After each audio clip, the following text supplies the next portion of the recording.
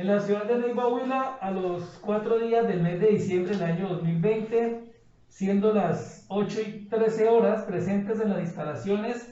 de la Oficina de la Inspección Delegada Regional 2, a efectos de llevar a cabo continuación de audiencia disciplinaria radicada bajo el número Regi 2-2020-3, adelantada en contra de los señores capitanes. Continuando entonces con la presente audiencia verbal, el despacho le pregunta al doctor Daniel Giovanni Neira Ríos si su prohijado, el capitán, el uso del derecho a rendir versión libre. Tiene la palabra, doctor Neira. El señor oficial rendirá versión libre, pero más adelante, señor coronel, es decir, antes de proferir fallo de primera instancia. Gracias, doctor Neira. Entonces queda constancia de lo manifestado. Igualmente se le pregunta al doctor Julián Andrés López Gil si su prohijado, el teniente, va a hacer uso de derecho también a rendir versión libre. Tiene la palabra, doctor Juan López. Gracias, mi coronel. Mi defendido hará uso de su derecho a rendir versión libre antes de proferir la respectiva decisión final en este proceso, mi coronel. Gracias a los togados por su intervención. Queda constancia en audio de lo manifestado. En ese orden de ideas, el despacho le concede el uso de la palabra al doctor Daniel Giovanni Neira Ríos para que, en conformidad con el artículo 177 de la ley 734 del 2002, presente los argumentos de defensa que a bien tenga en representación del señor capitán Oymaya,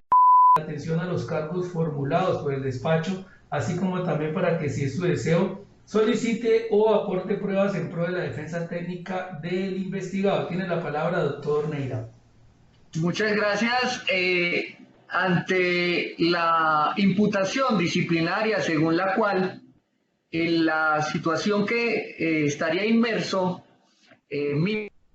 importante es dejar de informar los hechos que deben ser llevados a conocimiento del superior por razón del cargo, obliga a indicar que la conducta endilgada al entonces señor capitán Alejandro es una conducta atípica, toda vez que la norma incita no dice que ese poner en conocimiento al superior sea por razón al grado, ni en razón a la antigüedad, ni a la posición jerárquica al interior de la Policía Nacional, sino que taxativamente y de manera indiscutible dice que es por razón al cargo, recalco, al cargo, y el cargo sería el de comandante de distrito, pero resulta que para la fecha del asado de carne, el capitán ostentaba el grado, pero no ostentaba el cargo de comandante de distrito, por la sencilla razón que el cargo estaba siendo ocupado, ostentado por un funcionario público diferente, por lo que entonces no se cumple frente a esa acción disciplinaria con el ingrediente normativo que exige el tipo disciplinario. Al igual que en el derecho penal, en el derecho disciplinario también se habla de los elementos del tipo, los cuales todos aquí conocemos, que contienen los siguientes aportes gramaticales: sujeto, objeto, conducta e ingredientes especiales. Esos ingredientes especiales normativos y subjetivos, siendo el normativo esa calificación que hace al legislador del sujeto para darle claridad, significado a los componentes circunstanciales. En este caso, estar en razón del cargo. Y cargo, sencillamente, que el capitán Alejandro no lo tenía porque había sido reemplazado temporalmente por orden del mando institucional por un aspecto de descanso como derecho laboral. Es decir, que no hay dos personas sentadas en la misma silla, no hay dos personas ostentando el mismo cargo, y la imputación disciplinaria exige en razón del cargo. Si bien el despacho señala que mi cliente estaba en condición administrativa de franquicia y que por eso es que le imputa esa falta disciplinaria, ello es una errada interpretación de la norma, en donde de ser pro homine resulta siendo contra homine, porque la está encajando a las malas en la tipificación. Está interpretando el señor juez disciplinario la norma de la forma más inquisitiva y perjudicial posible, tanto prácticamente el señor juez disciplinario está legislando, creando una nueva conducta. Para entender esta teoría del juez disciplinario legislador como argumento de descargo, aunque suene como una tesis del más allá, hay que invocar espíritus, los espíritus de la norma en esta audiencia. Sí, el espíritu del legislador. Para de esa manera no interpretar cada artículo de la ley 1015 del 2006 como una rueda suelta, sino hacerlo en forma armoniosa. El disciplinario está obligado a interpretar la normatividad disciplinaria de una manera lógica, armoniosa, seria, objetiva y organizada, de acuerdo a los principios rectores, no solo de la ley que los contiene, sino de la constitucionalidad, en asocio con las leyes penales e incluso el Código General del Proceso, a los que también debe remitirse. Ejemplo, el artículo 11, según el cual, al interpretar la ley procesal, el juez debe tener en cuenta que el objeto de los procedimientos es la efectividad de los derechos reconocidos por la ley sustancial. De un estudio y una lectura juiciosa de la ley 1015, entonces, se encuentra uno que el legislador delimitó cuáles son las conductas en las que se castiga al policía que está en situaciones administrativas como la franquicia, es decir, generó una delimitación. Para explicar ello, pongo de presente que hay conductas casi homónimas en la ley 1015, en donde de un lado se castiga a quien está en el cargo y de otra se castiga a quien está franco. Para darme a entender y mostrar que no estoy hablando carreta aquí para justificar honorarios, sino que tengo claro de qué estoy conferenciando, pongo de presente lo siguiente. La falta gravísima del numeral 9 castiga realizar una conducta descrita en la ley como delito a título de dolo, cuando se cometa en razón, con ocasión o como consecuencia de la función o cargo. Y el legislador consideró que esa conducta tocaba castigarla también, pero a quien esté descansando, es decir, a quien no esté sentado en la silla ejerciendo el cargo. Por eso, seguidamente, esa falta del numeral 9 creó la falta gravísima del numeral 10, que castiga incurrir en la comisión de la conducta descrita en la ley como delito cuando se encuentra en situaciones administrativas tales como franquicia. Lo mismo hizo el legislador al establecer las faltas graves en el régimen disciplinario policial, cuando creó, por ejemplo, la falta del numeral 17 que reza: realizar una conducta descrita en la ley como delito a título de culpa cuando se cometa en razón, con ocasión o como consecuencia de la función o cargo. Y como el legislador consideró que ese comportamiento también tocaba castigarlo cuando no se está en el cargo, sino que se está en descanso, pues creó seguidamente la falta del numeral 18, muy parecida, reprochando conductas descritas en la ley como contravención cuando se encuentran situaciones administrativas tales como franquicia. Esta exposición casi académica es para hacer ver al despacho que al momento de crear las conductas objeto de reproche policial, el único que puede crear las faltas, o sea, el Congreso, distinguió en esa elaboración de los tipos disciplinarios cuáles conductas son en ejercicio del cargo y tipifica por aparte cuándo se quiere castigar a quien está en franquicia. En sentencias como la C-291 del 2001, del magistrado Jaime Araujo Rentería, y la sentencia C-406 del 2004 de la entonces magistrada Clara Inés Vargas Hernández, se expresó que solo el legislador está constitucionalmente autorizado para consagrar conductas infractoras y que de acuerdo con ello el legislador está obligado a describir la conducta o comportamiento en la norma más clara y precisa posible, de modo que no quede duda alguna sobre el acto, el hecho, la omisión o la prohibición que da lugar a sanción. De no ser así, de no ser esa la intención, de no ser ese el espíritu de la norma, sencillamente, volviendo al ejemplo de la falta gravísima de incurrir en conducta descrita en la ley como delito en razón del cargo, pues no se habría tomado la molestia el legislador en crear un nuevo tipo disciplinario para castigar a quien cometa el delito estando de permiso o franco, sino que se haría como lo pretende el señor Coronel Rojas en este asunto, y es que invocaría el tipo disciplinario de comisión de la conducta en razón del cargo y luego le dice que incurrió en ello estando en situación administrativa de franquicia y empata lo uno con lo otro. Pero los lamento mucho, pero esa no puede ser la manera de realizar las tipificaciones, no porque lo diga el abogado Daniel Neira, sino porque el principio de tipicidad estricta y el principio de legalidad, y porque así además lo ha censurado la Corte Constitucional con la sentencia C-530 del 2003 del entonces magistrado Eduardo Montealegre Linet, que señaló que la tipificación de la conducta no puede quedar bajo una indeterminación que admita decisiones subjetivas y arbitrarias que resulten creando la posibilidad de que se sancionen conductas inocuas es decir, carentes de idoneidad para afectar la eficacia, la eficiencia y la corrección de la función pública, y en particular los fines de la actividad policial, despojando la falta disciplinaria de los atributos de precisión y taxatividad que la deben caracterizar. A este tópico, la Corte Constitucional en sentencia T-097 de marzo 7 de 1994, válgame Dios, más de una década de vigencia, con ponencia del magistrado Eduardo Cifuentes Muñoz, ha dicho que ese principio de legalidad comprende una doble garantía: la seguridad jurídica y la preexistencia de preceptos jurídicos, lex previa, que establece de manera clara, lex certa, las conductas infractoras. Garantía que es de vital importancia, dada la especial relación de sujeción del particular frente al Estado y la existencia de facultades exorbitantes del poder disciplinario que hacen necesario que los principios constitucionales del debido proceso tengan que ser respetados en su contenido mínimo esencial, particularmente en lo relativo a los requisitos de legalidad formal y tipicidad de los cuales se está apartando la inspección delegada. Ahora bien, en gracia de discusión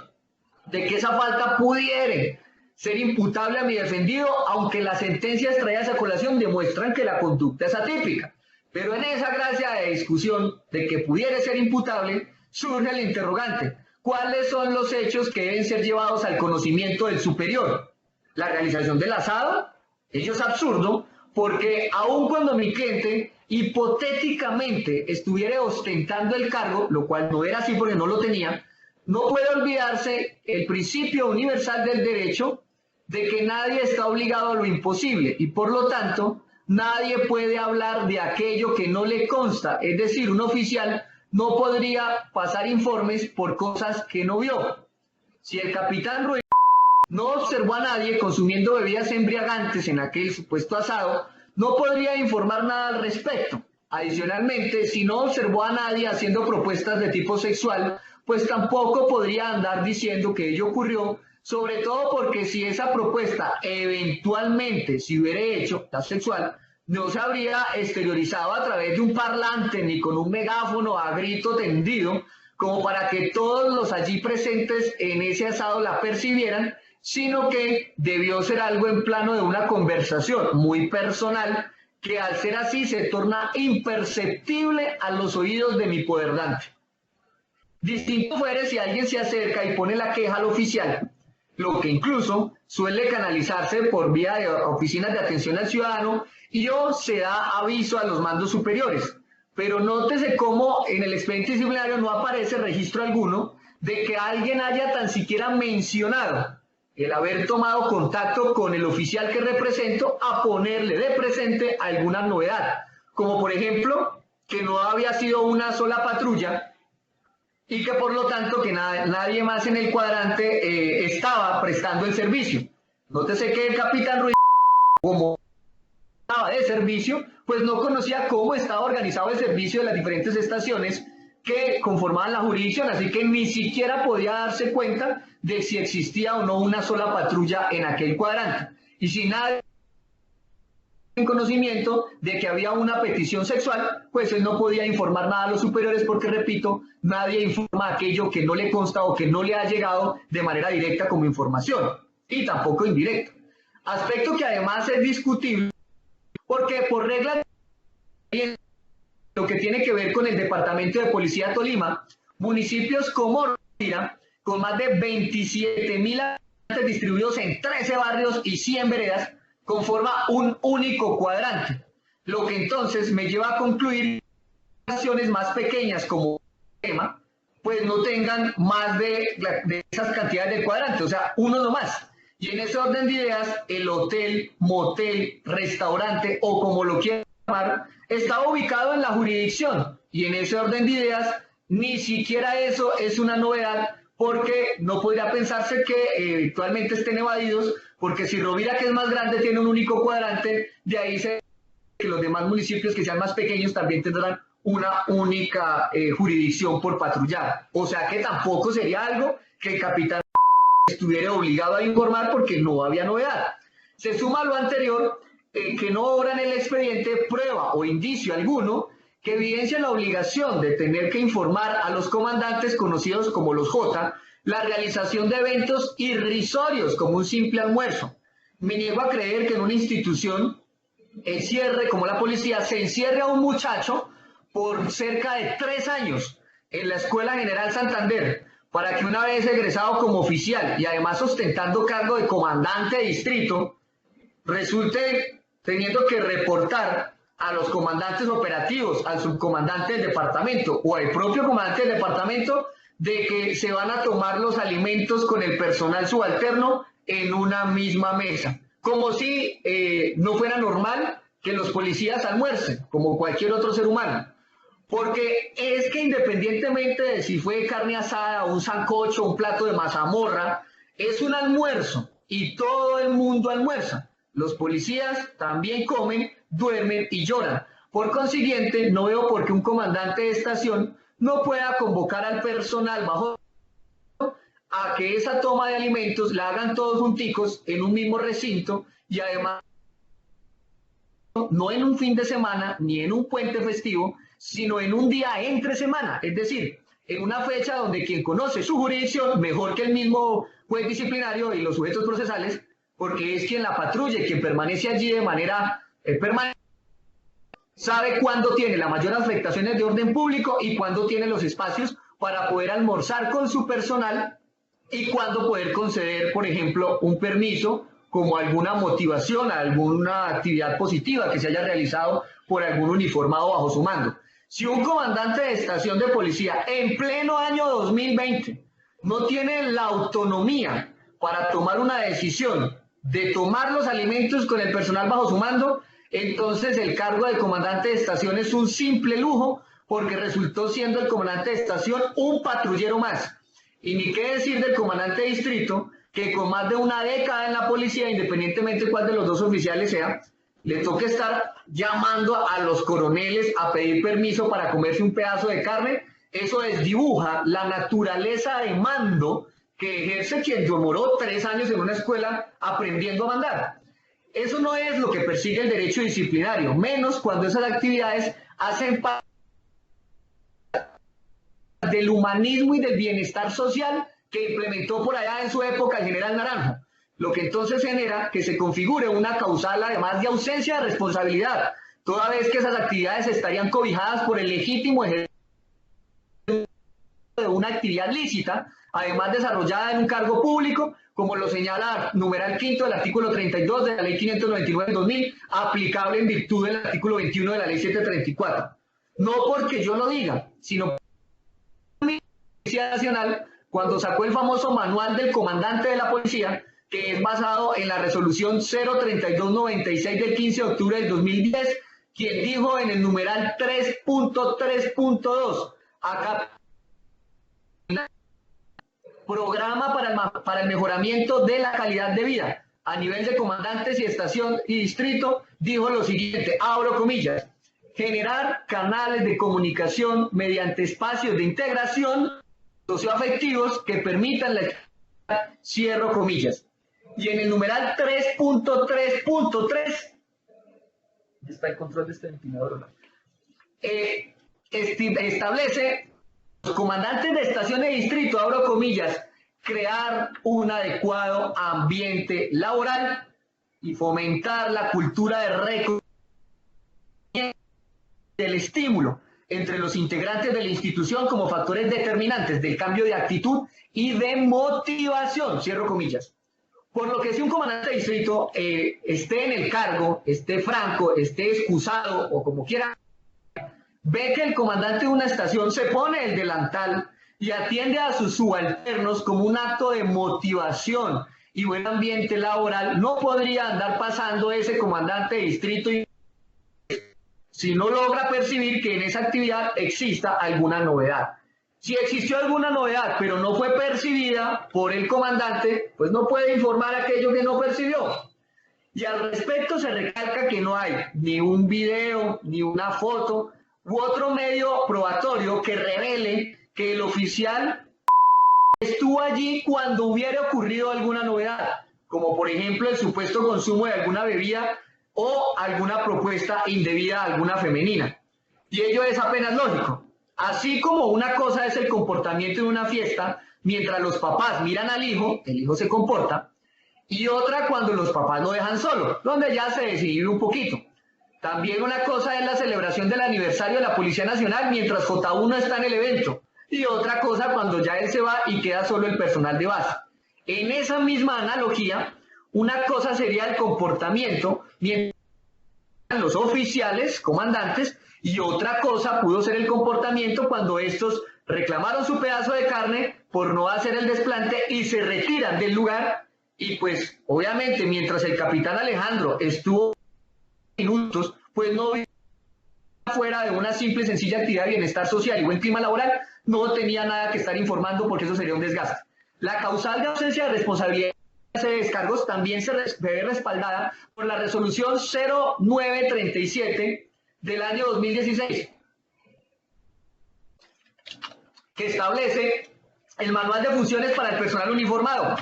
y en ella, en sus anexos, se aprecia que hasta los comandantes de CAI y de estación, en la sección denominada habilidades comportamentales, se les impone el deber de propender por un clima de entusiasmo, emplear técnicas motivacionales, tanto que dice administrativo que, abro comillas, el entusiasmo es un componente importante para la calidad de la contribución del grupo bajo su responsabilidad, cierro comillas.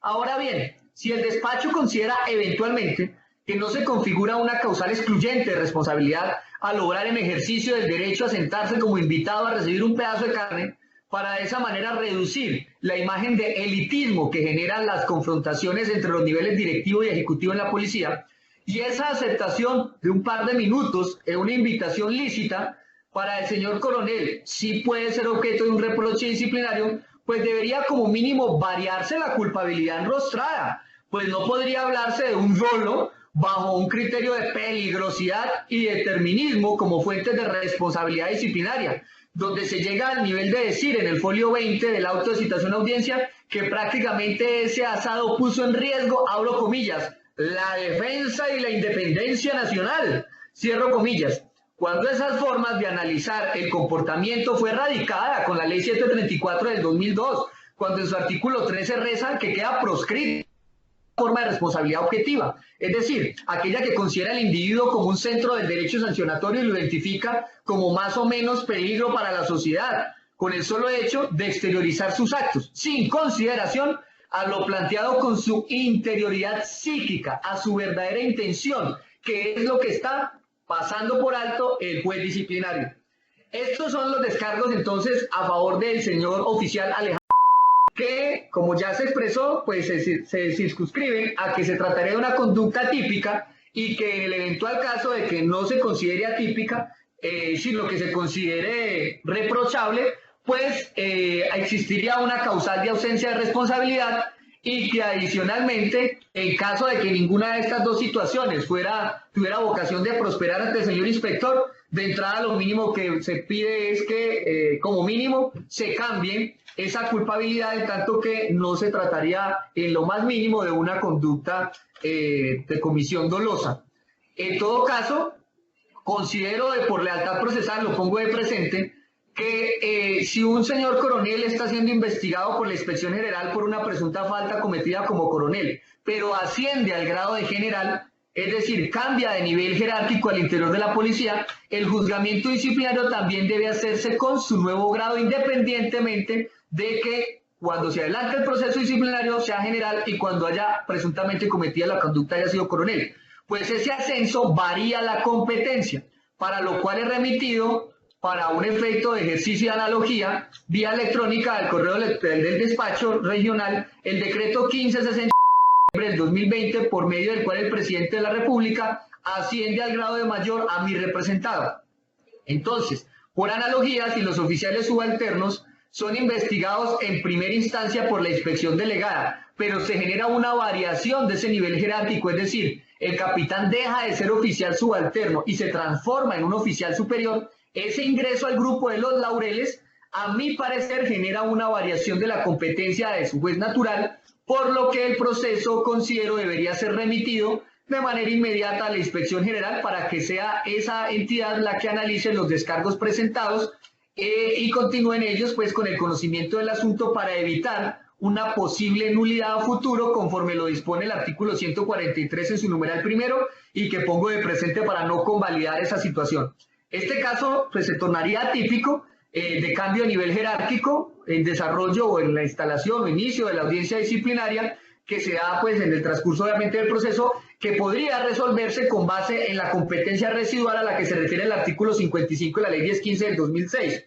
por lo que considero muy respetuosamente que el señor inspector delegado, independientemente de si suspende o no la actuación, debería proceder con la materialización del deber de información dispuesto en el numeral segundo del artículo 35 de la resolución 08276 del 2016, en donde se establece que el señor, que es deber del lo siguiente: informar al señor inspector general los hechos que por su trascendencia o competencia deba conocer o abocar con el fin de dar cumplimiento a la ley. Eso es lo que dice puntualmente ese numeral segundo al que me he referido. A menos pues que exista una norma interna posterior que establezca lo contrario al interior de la Policía Nacional, o en su defecto exista algún pronunciamiento sobre un caso igual,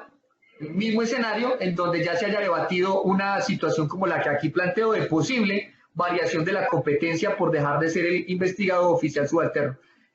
Ahora bien, pues con el propósito de no dejar pasar la oportunidad de hacer las solicitudes probatorias que respalden la exposición de descargos, pues solicito en primera medida al señor coronel que se escuche en declaración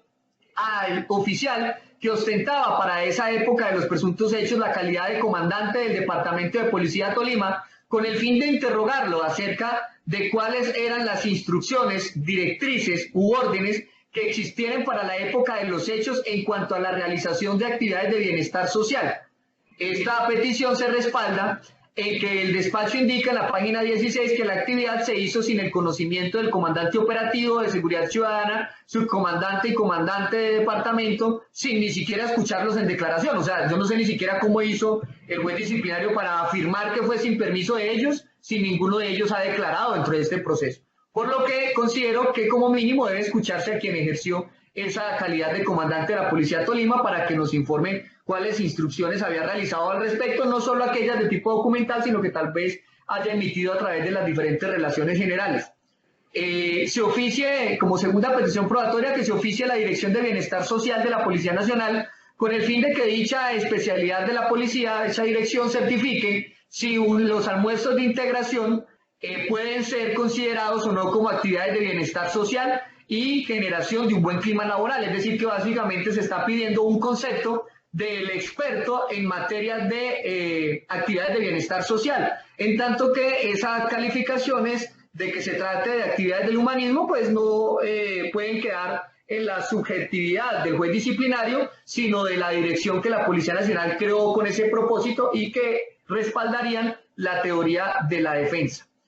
Como tercera práctica probatoria, solicito que se oficie al Comando Operativo de la Policía de Tol con el fin de que directamente o por medio de la Sala 7 certifique si se presentaron o no hechos delictivos para el día de los presuntos hechos,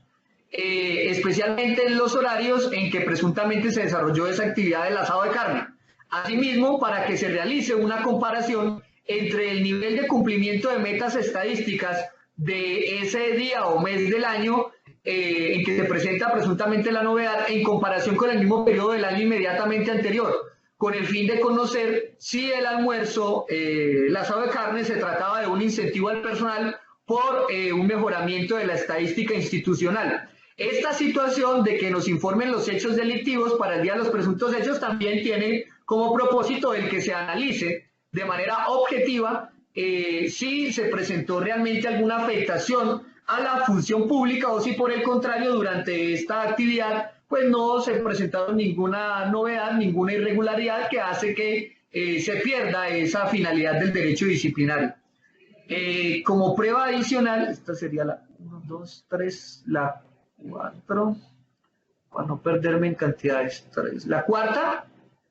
se solicita a la Oficina de Planeación del Departamento de Policía Tolima la referenciación del lugar de los presuntos hechos y su distancia con el casco urbano del municipio, así como certificar la cantidad de cuadrantes con que cuenta esta población. Esta petición probatoria tiene una finalidad y es que dentro del argumento de descargo se ha planteado que el municipio en donde presuntamente ocurrieron los hechos tendría un único cuadrante, pero eso se hace, es producto de que conozco como la palma de mi mano el departamento de Tolima por ser de donde soy oriundo, incluso donde se ubica mi domicilio profesional, pero ese conocimiento personal pues hay que materializarlo al interior del proceso para darle al señor juez disciplinario los elementos de juicio para poder hacer el análisis que el caso requiere. Y esto se puede lograr solamente con la certificación que puede emitir la Oficina de Planeación, que es la que conoce cómo están conformadas sus unidades al interior del departamento, cuántos cuadrantes tiene cada una de las estaciones y adicionalmente pues delimitarnos cómo es ese cuadrante para de esa manera referenciar si el lugar de los hechos estaba o no dentro de la jurisdicción que tenía que custodiar el comandante de aquella estación de policía y de esa manera demostrar que si ni siquiera estaba adido el comandante y que el delantal se lo puso dentro de su jurisdicción, pues no deja de ser policía por estar siempre en un pedazo de carne y que por lo tanto estaría en plena disposición de atender cualquier requerimiento que se presente en la población y por lo tanto no existiría nada que un capitán en franquicia tuviera que informar a sus superiores. Solicito también que se ordene a la Cámara de Comercio, como otra prueba, Cámara de Comercio de Ibagué, o en caso de que Ambalema haga parte de la Cámara de Comercio de Honda, pues sería esa otra entidad, o a la Oficina de Industria y Comercio de la Alcaldía Municipal de a la población donde ocurrieron presuntamente los hechos, el suministro de los certificados de existencia y representación legal del establecimiento de razón social Calandaima, con el propósito de conocer la actividad comercial que posee ese establecimiento y una vez obtenida esa información se escuche en declaración a su propietario con el fin de que esta persona nos indique lo que le conste sobre el desarrollo del asado de carne y nos indique si él vendió o no a los miembros de la Policía Nacional algún tipo de bebida embriagante o vio algún consumo por parte de algún uniformado. Es decir, que se trataría el propietario de ese establecimiento nada más y nada menos que de un testigo presencial de aquel evento de bienestar social y por eso sería la persona idónea para certificar qué fue lo que observó y poder preguntarle acerca de cuánto tiempo vio allí al señor capitán Alejandro y adicionalmente pues conociendo la razón social del establecimiento Calandaima, pues a ver si incluso al menos allí existe la posibilidad de el comercio de algún tipo de bebida embriagante o si por el contrario ni siquiera es un establecimiento que esté dentro de su naturaleza la venta de ese tipo de productos y se trata solamente de un lugar de pernoctar o un lugar campestre, sobre todo porque el despacho en algunas partes da a entender que se trata de un hotel, un hospedaje y en otros llega al nivel de ponerlo en categoría de motel y pues es necesario que la defensa como mínimo tenga la posibilidad de conocer con documento en mano si los policías se van a integrar en un motel o si realmente se trata de un sitio adecuado para poder hacer ese tipo de actividades. Adicionalmente esta persona, es decir, el representante legal, pues será interrogado sobre si existió algún equipo sonoro en ese orden de ideas, en qué características, en qué condiciones, y bajo qué nivel más o menos de ruido se estaba produciendo, es decir, si tenían el equipo a lo que da o si lo tenían en un nivel bajo, ello con un propósito, y es conocer qué tan fácil o imposible era que el capitán Alejandro pudiera eventualmente escuchar la conversación que tú a tú pudiera siendo un uniformado a la presunta femenina que habría sido objeto de una presunta propuesta sexual, o que si por el contrario, si no existió equipo y si era un silencio sepulcral tipo iglesia o cementerio, pues allí sí entonces analizar si era posible que el capitán escuchara conversaciones que no le importaban como la que pudiera tener un policía con alguna femenina cuando él fue a reclamar un pedazo de carne. Entonces, esa es la importancia de esta petición probatoria. También solicito que se escuche en declaración a los funcionarios mencionados en la página 16 del auto de citación a audiencia para que digan puntualmente cuánto tiempo estuvo el señor capitán Alejandro allí y para que el señor Soto Celis pues nos diga qué fue lo que vio consumiendo y en qué cantidades y qué evidencia tiene de ello. en tanto que se trataría hasta el momento de una simple especulación de Soto Celis, que dice que vio el consumo de bebidas, pero ¿de cuáles bebidas? ¿Era cerveza, era ron, era whisky? ¿Qué era? ¿Cuántas cantidades? ¿Cuántas consumieron mientras él estuvo? ¿Y cuál es la evidencia que él tiene al respecto? En tanto que no es el señor Soto Celis el dueño absoluto de la verdad. Es decir, que no solo basta que haga una imputación de presunto consumo de bebidas embriagantes, sino que debe además soportar con medios de conocimiento de dónde hace él esa manifestación. Incluso estas personas serán interrogadas acerca de qué tipo de celular utilizaban para esa época, conocer si él mismo estaba en capacidad de hacer algún tipo de filmación, conocer si hizo algún reporte a la central de radio, conocer si tenía o no dentro de su directorio telefónico el número de alguno de sus comandantes, conocer cuál ha sido la instrucción que ha recibido en cuanto al trámite que se debe dar frente a las presuntas novedades que perciban, y de esa manera mirar si al menos esta persona cumplió con el mínimo de formación que pudo haber obtenido en una escuela policial, de realizar algún tipo de anotación en algún libro, en alguna minuta, o si pasó el informe, o si por el contrario fue 100% omisivo frente a la presunta novedad que incurrió. Estos aspectos no pudieron ser ahondados en controversia en la etapa de indagación preliminar, toda vez que, como ha sido teoría de este defensor, la indagación preliminar se hizo a espaldas del capitán Alejandro, tuvo aquella oportunidad que hoy se reclama en práctica probatoria. Escuchar también en declaración al señor Ochoa Torres para que explique el porqué del evento, cuál fue la motivación para la realización del mismo, para que como el organizador de aquel evento nos diga cuánto duró y sobre todo cuánto tiempo permaneció el señor oficial en aquel lugar. Estas peticiones probatorias, señor coronel, pues guardan estricta relación con los hechos materia de prueba, tanto así que traigo a colación, por virtud del principio de integración normativa, regáleme un segundo,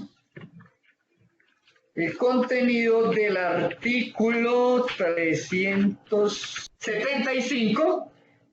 toda vez que la ley 734 de 2002 como Código Único Disciplinario no nos habla de la pertinencia y nos obliga no a buscar en la doctrina, no a preguntarle a Pabellón, sino buscar qué dice la ley, y la ley nos dice en el artículo 375 que